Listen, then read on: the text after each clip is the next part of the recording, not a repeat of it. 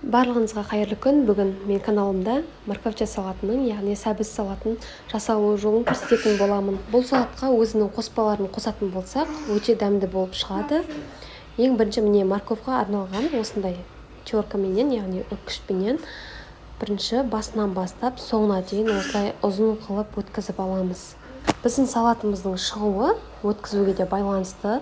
Осындай біздің сәбіз салатымыз ұзын-ұзын болып шығуы керек. Барлығын өткізіп алғаннан кейін міне үстіне бір шай қасық тұзымызды саламыз.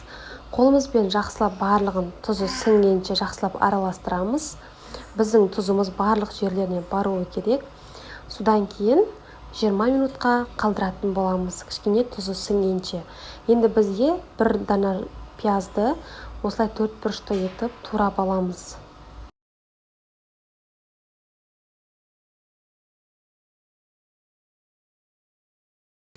Біз жуамызды турағаннан кейін табамызға шамамен 60-70 граммдай сұйық майымызды құйып, кішкене қыздырып аламыз. Қызғаннан кейін жуамызды саламыз. Жуамыз кішкене піскенше осылай майда қуырып алатын боламыз. Өте қатты сарғайып кетуге болмайды, себебі дәмі өзгеріп кетуі мүмкін. Енді біз келесі 2 басты сарымсағымызды, яғни чесногымызды осылай үккіштің көмегімен өткізіп аламыз.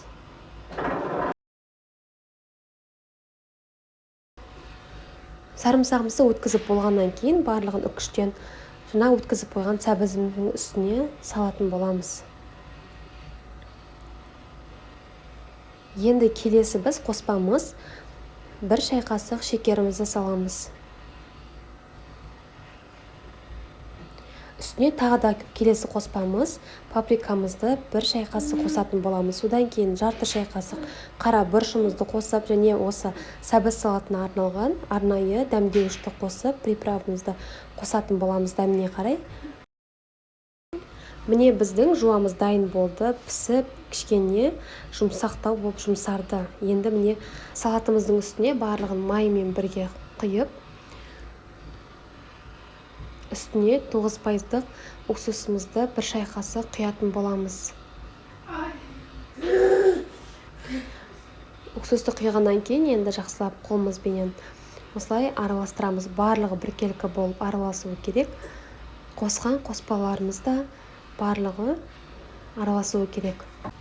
Дайын болғаннан кейін салатымызды бетін жауып холодильникке 3-4 сағатқа қалдырамыз. Барлығы сіңіп, өте дәмді әрі жұмсақ болып жұмсарып тұрады.